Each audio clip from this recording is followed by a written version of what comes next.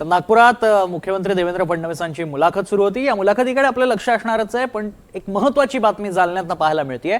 जालन्यामध्ये भाजपकडून घेण्यात आलेल्या कॉर्नर बैठकीमध्ये भाजप नेते रावसाहेब दानवे यांनी कार्यकर्त्यांसमोर कल्याण काळेंवर जोरदार निशाणा लावलाय। मी आमदार नाही, पण आमदाराचा बाप आहे, इतकंच नव्हे तर 2 आमदारांचा बाप आहे, अशा शब्दांमध्ये रावसाहेब दानवे यांनी कल्याण काळे यांच्यावर हल्लाबोल केला। याशिवाय मला पाडलं, कल्याण काळेंना जिंकवलं, 2 वर्षात त्यांनी काय केलं असा टोलाही लगावला।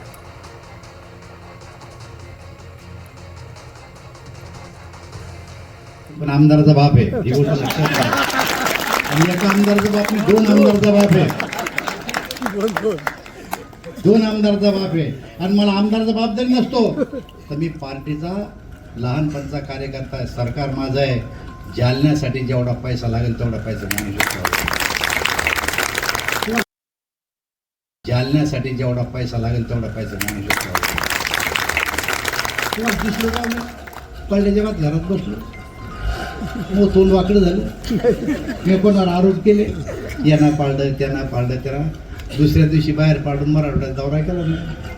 मला पाळलं तर पाळलं, मी कल्याण निवडून आला, घ्या कल्याण पूर्ण बरं चाललं ना तुमचं सध्या। मला थोडं तुमचं बरं चाललं ना। अरे 2 वर्षात 2 लाख रुपये आणले जालन्याला।